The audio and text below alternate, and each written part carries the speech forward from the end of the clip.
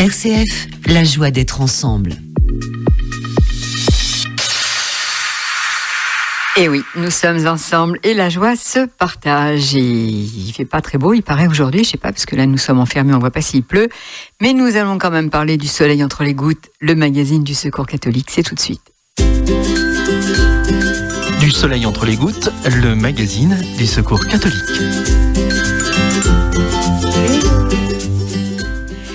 Le droit d'asile en France, renforcement du contrôle des étrangers dans les centres d'accueil, tel est le thème de l'émission d'aujourd'hui. Les personnes migrantes sont un public particulièrement vulnérable.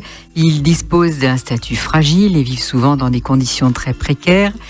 Qu'elles cherchent à obtenir de meilleures conditions de vie, le Secours catholique accueille, accompagne et garantit les droits et les besoins fondamentaux de ces personnes migrantes, souvent confrontées à des situations de très grande détresse. Bonjour Christiane. Bonjour Maryse. Alors effectivement, ces personnes sont au cœur de la mission du Secours catholique Caritas France, bien entendu. Alors Laurent Giovannoni nous rejoint par téléphone pour nous donner quelques éclaircissements sur un projet de loi sur l'immigration. Laurent. Bonjour. Bonjour. Oui, bonjour. Bonjour. Donc vous êtes sur l'antenne de RCF. Alors vous êtes responsable du département accueil et droits des étrangers au Secours catholique à Paris. Oui. Alors plus de 20 associations dont le Secours catholique ont saisi le juge des référés du Conseil d'État contre la circulaire du 12 décembre dernier qui organisant le tri des personnes étrangères dans les centres d'hébergement. Oui. Qu'est-ce que vous en pensez? Avez-vous connaissance de ces dispositions et quel est l'objectif de ces mesures? Alors, nous contestons effectivement vivement cette circulaire parce que il y a un peu une confusion quand on parle d'organiser un tri entre les migrants. Oui. On ne conteste pas le fait que le pouvoir politique, l'administration a la possibilité évidemment de mener une politique en la matière et d'avoir, selon les procédures et les situations, des décisions différentes, bien évidemment. Mais là, il s'agit très précisément d'un lieu qu'on appelle donc un centre d'hébergement d'urgence, qui sont ces lieux où sont accueillies les personnes qui sont les plus fragiles, les plus en détresse, et pour lesquelles il y a un principe de tout le travail social qui est les personnes qui sont les plus fragiles, on les accueille de façon inconditionnelle. La première chose à faire, c'est de les protéger. Et c'est dans ces lieux-là que l'on estime un peu devoir être sanctuarisés, que malheureusement le ministère de l'Intérieur souhaite venir faire des contrôles pour distinguer ceux qui auraient droit toujours à cette protection et ceux qui n'y auraient pas droit. C'est un peu, si vous voulez, comme si on organisait des contrôles dans les écoles ou dans les hôpitaux ou pourquoi pas dans les lieux de culte. On estime, si vous voulez, qu'à l'égard des personnes qui sont en très grande précarité, il y a des lieux où elles doivent pouvoir être protégées sans condition. Ce qui n'exclut pas que par ailleurs, il y a d'autres lieux sur le territoire, en préfecture ou ailleurs, où il peut y avoir évidemment des mesures que l'administration souhaite prendre. Mais dans ces lieux particuliers où ce sont les plus fragiles, les plus vulnérables, qui viennent pour obtenir une protection immédiate et urgente parce que leur intégrité est en cause, nous disons non. Là, il faut que ce soit des lieux sanctuarisés où elles peuvent se sentir en totale sécurité et sans être inquiétées. Ah, justement, dans cette circulaire, la police pourrait intervenir dans ces centres d'accueil d'hébergement. Alors, en prévoyant un titre selon la nationalité ou le statut administratif de ces personnes dans ces centres, cela revient peut-être à hiérarchiser, voire à mettre en concurrence des situations de pauvreté et de misère sur le fondement de critères discriminatoires. Pour vous, cette intervention est-elle possible et ne risque-t-elle pas de créer un problème dans ces lieux ? Ça risque évidemment de poser des problèmes. Ça risque aussi, c'est ce que l'on commence à constater aujourd'hui à Paris ou ailleurs, c'est que les personnes exilées en question, les migrants, ont déjà entendu parler de cette circulaire, et beaucoup parmi elles qui sont aujourd'hui à la rue ne souhaitent déjà plus demander à aller dans ces hébergements d'urgence par crainte justement de ces contrôles. Et donc la démarche et l'annonce qui avait été faite par le président de la République de dire plus personne à la rue a l'effet aujourd'hui exactement inverse. Il y a de plus en plus de personnes, tous les témoignages nous l'indiquent, qui ne souhaitent plus demander la protection dans ces établissements d'urgence parce qu'elles y craignent justement ces interventions. C'est donc une mesure tout à fait qui manque d'un pragmatisme et d'un réalisme tout à fait terrible. C'est pour ça qu'on a souhaité, on a averti, on a évidemment interpellé le ministère de l'Intérieur et le président de la République sur cette mesure, et le Premier ministre. Malheureusement, il ne souhaite pas la remettre en cause. C'est pour la raison pour laquelle, avec bien d'autres associations, on a décidé de saisir le Conseil d'État. D'accord.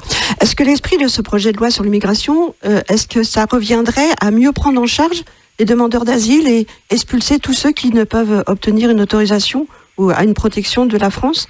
Êtes-vous à même de nous dire ce qui se passe en ce moment? Alors, on est dans l'attente de connaître précisément le projet de loi qui devrait être adopté par le Conseil des ministres le 21 février. C'est ce qui a été annoncé par le Premier ministre lorsqu'il nous a reçus début janvier et qui nous a distribué effectivement la liste des mesures envisagées. Ce qui nous inquiète beaucoup dans ce projet, je dirais, c'est là aussi un manque de pragmatisme et de réalisme terrible.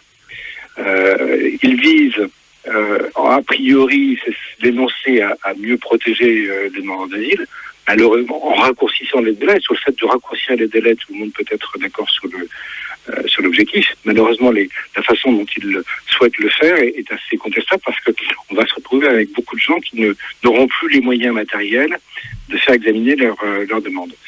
Et puis, il y a cette obsession de renvoyer les personnes déboutées qui se traduit par de très nombreuses mesures d'ordre de contrôle, voire de privation de liberté, qui nous semblent vraiment complètement irréalistes parce qu'on sait très bien qu'une partie de ces personnes qui aujourd'hui ont vu leur demande d'asile refusée vivent en France et ont commencé une insertion en France avec notamment des enfants, de la famille, parfois un travail, et que penser qu'on peut du jour au lendemain les expulser du territoire français est non seulement très critiquable sur le plan du respect des droits fondamentaux des personnes, mais c'est aussi irréaliste. Enfin, ce ne sera pas faisable, ce ne sera pas fait.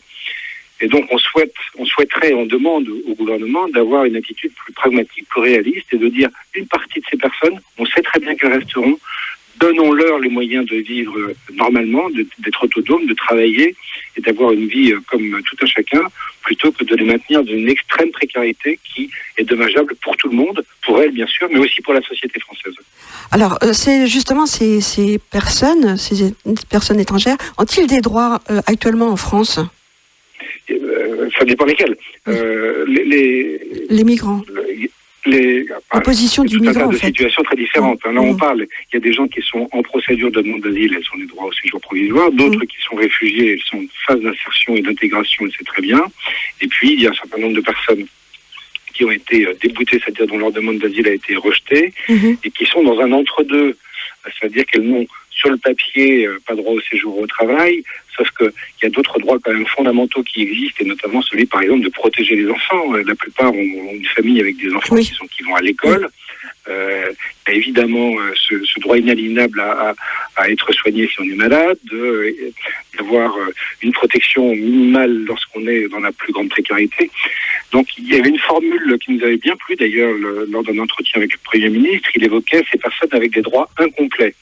Elles en ont certains, mais malheureusement il manque l'essentiel qui est de leur permettre d'être autonomes, c'est-à-dire de vivre, de travailler, de participer à la vie de leur ville ou de leur quartier, de participer à la création de richesses.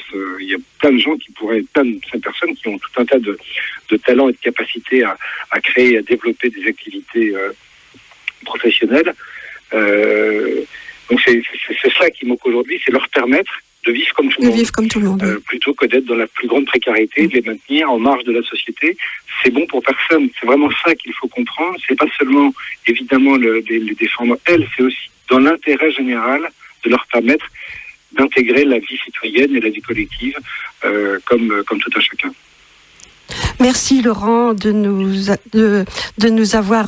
d'avoir accepté d'ailleurs cette intervention. C'est avec plaisir. Merci. Merci à vous. Et puis à bientôt. Au revoir. Et bonne journée. Merci aussi. Au revoir. Merci à votre invité, Christiane. Merci à vous. Avant de nous quitter, un appel à bénévolat, vous vouliez Oui, tout à fait. Alors, donc ça fait déjà plusieurs fois, je viens pour un appel à bénévolat. Et là, c'est toujours l'accueil bébé qui est dans le quartier Champfleury. Et là, on accueille des mamans, des jeunes mamans avec des enfants, et c'est jusqu'à l'âge de 3 ans. Et donc, on recherche des bénévoles pour accueillir ces mamans, les accompagner, les écouter, parce que c'est aussi l'accueil, l'écoute et l'accompagnement qui est important au Secours catholique. Il y a une formation qui sera faite. Donc voilà, si les personnes sont intéressées pour venir rejoindre cette équipe, elles téléphonent à la délégation au 04 90 80 69 30. 04 90 80 69 30. Merci à vous, Christiane, et merci à votre invité. Et puis on vous donne rendez-vous dans quelques temps. Merci Marie.